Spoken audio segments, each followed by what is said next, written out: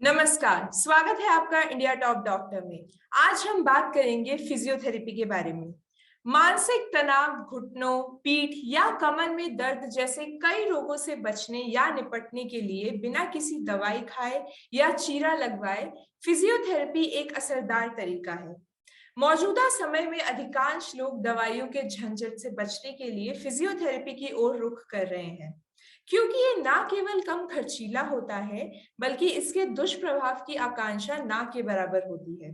इसके बारे में अधिक जानने के लिए आज हम डॉक्टर विवेक हर्षद भाई रामनांदी के साथ एक छोटी सी बातचीत करने जा रहे हैं।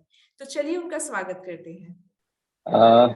जी, myself doctor Vivek H Ramanandi.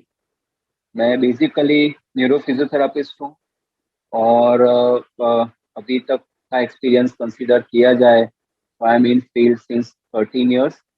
मैंने बैचलर्स और मास्टर्स किया है अहमदाबाद गुजरात की गवर्नमेंट फिजियोथेरापी कॉलेज में से मास्टर्स कंप्लीट किया और पीएचडी किया है गुजरात यूनिवर्सिटी से इन न्यूरोलॉजी ओनली। अभी मैं वर्क कर रहा हूँ as a assistant professor SPB physiotherapy college Surat में है वहाँ पर। तो टीचिंग का एक्सपीरियंस भी लगभग 9.5-10 साल का हो गया अभी, और उसके पैरेलली थोड़ा पेशेंट्स देखते हैं, क्लिनिकली भी एक्सपीरियंस है। काफी ज्यादा डिफरेंट फील्ड्स में आपको एक्सपीरियंस है देखा जाए तो सर, जैसे कि आप जानते हैं, हम न्यूरोलॉजिकल फिजियोथेरेपी के बारे में बात करेंगे। तो जी, होता क्या है न्यूरोलॉजिकल फिजियोथेरेपी और कौन कौन से ग्रुप्स ऑफ पीपल सबसे ज्यादा इसके प्रोन होते हैं सर?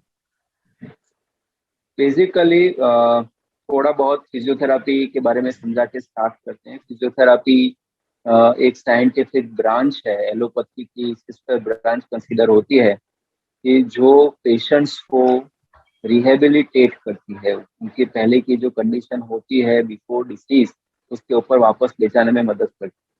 और न्यूरोलॉजिकल फिजियोथेरापी स्पेशलाइज्ड ब्रांच है फिजियोथेरापी की, जिसमें हम न्यूरोलॉजिकली जो अफेक्टेड पेशेंट होते हैं, जिनकी ब्रेन यानी कि दिमाग की या फिर स्पाइन की कोई डिसीज होती है, तो ऐसे पेशेंट्स के लिए जब पैरालिसिस वाले केसेस हम देखते हैं, फिर बच्चे जो होते हैं दिमागी डेवलपमेंट नहीं होता उनका, ब्रेन का सेरेब्रल पाल्सी वाले बच्चे होते हैं, या ब्रेन इंजरी वाले पेशेंट्स होते हैं, स्पाइनल कॉर्ड की इंजरी वाले पेशेंट्स होते हैं, तो ऐसे पेशेंट्स जो होते हैं उनकी स्ट्रेंथ और उनका रेंज जॉइंट का, ये सब हम रिहेबिलिटेट करके we try to make their life better, और उनको अपनी जो प्रीवियस स्टेट होते हैं उसके जितने भी हो सकते उतने नजदीक ले जाने के लिए हेल्प।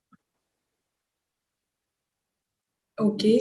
तो सर, जैसे आज के दौर में कितना ज्यादा कॉमन है न्यूरोलॉजिकल सिंड्रोम, और क्या आपका ये कहना होगा कि आज के दौर में लोग अपने पेरेंट्स को या अपनी फैमिली की टेक केयर करने में कोई गलती कर रहे हैं? देखिए, न्यूरोलॉजिकल कंडीशंस ओवरऑल देखा जाए तो हमारी लाइफस्टाइल के साथ बढ़ रहे हैं। एक कॉमन एग्जांपल अगर दिया जाए तो अभी हम देखें तो यंग एज में भी लोगों को हाथ पैर में झंझनाटी होना या जलन होना, ऐसी तकलीफें होती हैं, बैक पेन होते हैं, तो they are usually related with nerves. तो वो हमें जब चेक करवाने जाते हैं डॉक्टर्स के पास, रिपोर्ट्स करवाते हैं ब्लड के, तब पता चलता है, कहा जाता है कई बार कि विटामिन B12 की कमी है। तो लाइफस्टाइल हमारी ऐसी है कि बहुत सारे ऐसे जरूरी फैक्टर्स हैं जो हमारी लाइफ में अभी इंक्लूडेड नहीं है, और उसी की वजह से हम दिन ब दिन डिफरेंट काइंड ऑफ जो डिसीज है उसके शिकार हो रहे हैं। और सिमिलरली जैसे हार्ट के प्रॉब्लम्स बढ़ रहे हैं, डायबिटीज की प्रॉब्लम बढ़ रही है, वैसे ही न्यूरोलॉजिकल कंडीशन भी बढ़ रही है। क्योंकि अगर देखा जाए तो हार्ट की प्रॉब्लम के साथ या डायबिटीज के साथ देर आर चांसेस कि आपके दिमाग और नर्व्स जो होते हैं उनके अंदर भी थोड़ा बहुत डैमेज हो, और इसीलिए उनके साथ एसोसिएटेड डिसीज होते हैं। तो अगर हम रिसेंट थोड़ा फिगर्स पे जाए देखें, तो जो मैंने कहा पैरालिसिस, जिसको हम सेरेब्रोवास्कुलर स्ट्रोक कहते पहचानते हैं यूजुअली मेडिकल टर्मिनोलॉजी में, उसका अगर इंडिया में इंसिडेंस देखा जाए तो लगभग 10,000 लोगों में ऑन एन एवरेज 250 से 300 लोगों को ये डिसीज होने के चांसेस हैं, जो पाया गया है नंबर। सेरेब्रल पाल्सी, जो बच्चे डेवलपमेंट में पीछे रह जाते हैं, ऐसे बच्चों के लिए अगर देखा जाए तो उनका फिगर अभी देखा जाए तो 1,000 में 2 से 3 बच्चे जो सेरेब्रल पाल्सी के शिकार हो जाते हैं। और अगर देखा जाए पार्किंसंस डिसीज है, तो पार्किंसंस डिसीज का भी बहुत ही ज्यादा अभी इंसिडेंस है। 8 से 10 लोग हर 10,000 में ऐसे पाए जाते हैं जो डायग्नोस होते हैं। अनडायग्नोस केसेस की हम बात नहीं कर रहे हैं, जो केस हमारे सामने आते हैं, जो पेशेंट्स डॉक्टर को दिखाने जाते हैं और डायग्नोस होते हैं, ऐसे केसेस की बात कर रहे हैं। तो डिसीज तो बढ़ ही रहे हैं। और जब तक देखा जाए, जहाँ तक कि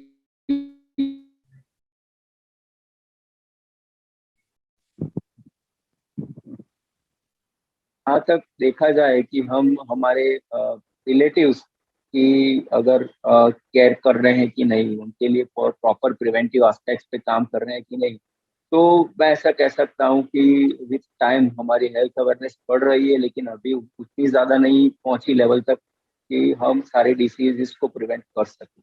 तो डेफिनेटली हमें ज़्यादा और ज़्यादा अवेयरनेस की ज़रूरत है, जिससे हम छोटे छोटे चीज़ों का भी ध्यान रख सके और हमारे हमारे बच्चों में और हमारे जो फैमिली मेंबर्स हैं उनमें डिसीज को रोक सके। तो ये तो हमने प्रिवेंशंस की बात कर ली है, बट आपके जी अकॉर्डिंग जी। न्यूरोलॉजिकल डिसऑर्डर्स कितना ज्यादा डेडली हो सकता है, और आज के टाइम पे मेडिकल साइंस इसको ट्रीट करने के लिए क्या क्या इफेक्ट्स लगा रही है? देखिए, न्यूरोलॉजिकल डिसऑर्डर्स डेथली तो होते ही हैं, ऐसा नहीं कि डेथली नहीं होते हैं। बहुत सारी कंडीशन ऐसी हैं जो बहुत ही ज्यादा फास्ट प्रोग्रेस कर जाती हैं और फिर पेशेंट की डेथ हो जाती है। तो it is unfortunate incidents, but अगर देखा जाए तो डेथ से ज्यादा न्यूरोलॉजिकल डिसऑर्डर्स जो भी हैं वो डिसेबिलिटी ज्यादा क्रिएट करते हैं। फॉर एग्जाम्पल, एक पेशेंट को स्ट्रोक हुआ, फिर पैरालिसिस का अटैक आया, तो उसके बाद उसकी life that is going to be difficult for a longer period of time. अगर यंग एज में, अगर 40-45 ईयर्स वाली एज है किसी पर्सन की और उसे स्ट्रोक आया, तो बाकी के 20-25 साल उसे उस प्रॉब्लम के साथ जीना है। सो डेथ और डिसेबिलिटी दोनों चीजों में न्यूरोलॉजिकल कंडीशंस बहुत ही लार्ज कंट्रीब्यूट कर रहे हैं अगर देखा जाए। और मेडिकल साइंस दिन ब दिन ऐसा डेवलपमेंट कर रहे हैं कि उनको क्योर कर सके, उनकी ट्रीटमेंट कर सके। लेकिन जहाँ तक मेरा एक्सपीरियंस है फील्ड में, आई एम फीलिंग दैट हमारे जो भी एफर्ट्स है वो अभी भी कम पड़ रहे हैं। स्टेम सेल थेरापी के ऊपर रिसर्च चल रही है, बहुत सारी अदर जेनेटिक कंडीशंस के ऊपर रिसर्च कर रही है, लेकिन वो ऐसी चीजें हैं कि जिसके लिए हमारे पास कोई क्योर नहीं है। मतलब हम ट्राई कर सकते हैं पेशेंट की लाइफ को बेटर बनाने का, जिसमें फिजियोथेरेपी का बहुत ही ज्यादा इंपॉर्टेंट रोल है मेडिसिन के साथ। लेकिन मेडिकल साइंस के एफर्ट अभी भी थोड़े कम पड़ रहे हैं। शायद हमें और ज्यादा जो भी एवेन्यूज हैं उनको एक्सप्लोर करने की ट्राई करनी चाहिए। तो अभी आप कह रहे हैं कि अभी भी कहीं ना कहीं थोड़ा बहुत लैग कर रहा है मेडिकल साइंस इस फील्ड कहीं में। ना कहीं हमारे एफर्ट्स थोड़े कम पड़ रहे हैं। ऐसा नहीं है कि हम एफर्ट्स कम कर रहे हैं, लेकिन शायद डिसीजेस इतने वेरिएबल है। यस। जब मैं अपने स्टूडेंट्स को पढ़ाता हूँ, जब क्लिनिकली वो केसेस देखते हैं, तो बुक में एक पिक्चर लिखा होता है कि इस डिसीज में ऐसे ऐसे पेशेंट्स देखे जाते हैं। पर यूजुअली जब पेशेंट हमारे पास आता है तो उसमें से एक आध चीज ज्यादा, एक आध चीज कम, ऐसे कॉम्बिनेशन में पिक्चर आते हैं। तो जब भी हम पढ़ाते हैं या जब भी हम सिखाते हैं बच्चों को, तो वी यूजुअली टीच दैट कि न्यूरोलॉजिकल कंडीशंस या न्यूरोलॉजी ऐसी ब्रांच है जिसमें कुछ भी हो सकता है। You can never predict. Brain का एक छोटा सा हिस्सा भी आपको लाइफ टाइम के लिए बेड रिडन बना सकता है। और बहुत ही लार्ज अमाउंट पे डैमेज होने के बाद भी देर आर चांसेस के पेशेंट चल फिर रहा हो, घूम रहा हो। सो ऐसे हम उनको मिरेकल भी बोल सकते हैं या फिर हमारी लैक ऑफ अंडरस्टैंडिंग भी बोल सकते हैं। तो शायद इसीलिए हमारे एफर्ट्स इतने ज्यादा होने के बावजूद 100% फुलफिल नहीं कर रहे हैं हमारी रिक्वायरमेंट। तो कोई साइड इफेक्ट्स ऐसे जो आप मेंशन करना चाहेंगे ट्रीटमेंट के दौरान? जी देखिए, साइड इफेक्ट्स बेसिकली ऐसी इफेक्ट्स हैं जो किसी भी ट्रीटमेंट के साथ there are going to be this kind of effects. Patient के ऊपर डिपेंड करता है। और फिजियोथेरापी के पॉइंट ऑफ व्यू से देखा जाए तो मेजरली हमारे प्रोटोकॉल अगर प्रॉपरली क्वालिफाइड और एक्सपीरियंस थेरापिस्ट के पास आप जा रहे हो, वो आपको प्रॉपरली असेस कर रहा है, अच्छे से देख के जांच कर फिर आपका प्रोटोकॉल बना रहा है, तो मिनिमम चांसेस होते हैं कि साइड इफेक्ट्स नहीं। लेकिन हम यूजुअली उसे बोलते हैं एडवर्स इवेंट्स बोलते हैं, जो कि शायद हमारे कभी कंट्रोल में होने के बावजूद कभी कभी हो जाते हैं। फॉर एग्जांपल, एक्सरसाइज करवाते टाइम न्यूरोलॉजी वाला पेशेंट है, हम उसको चलवा रहे हैं बराबर, with support with care and precautions, but कभी ऐसा बनता है कि वो गिर जाता है। तो that kind of adverse events can happen while taking physiotherapy treatment.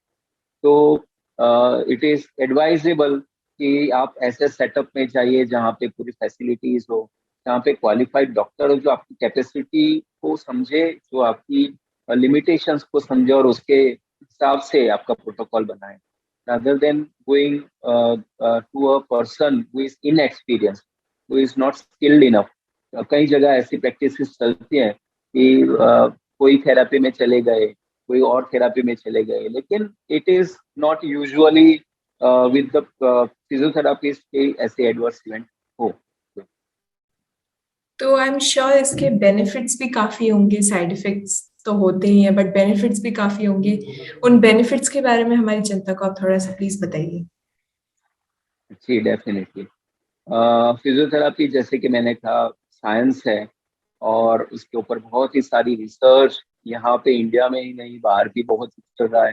तो अगर हम सिंपल लैंग्वेज में बोलना चाहें, WHO वर्ल्ड हेल्थ ऑर्गेनाइजेशन ने एक एक क्लासिफिकेशन दिया है, जिसको हम international classification of function ICF ऐसा बोलते हैं। उसके हिसाब से हम देखा जाए कि कैसे बेनिफिट्स मिल सकते हैं। तो फॉर एग्जांपल, पर्सन की बॉडी के लेवल पर जिसको डैमेज हुआ है, ब्रेन के किस पार्ट को डैमेज हुआ है, उसके हिसाब से मेरे मसल्स में वीकनेस आई है फॉर एग्जांपल, तो हम उस वीकनेस को फिजियोथेरापी से इम्प्रूव करके उसकी स्ट्रेंथ बढ़ा सकते हैं।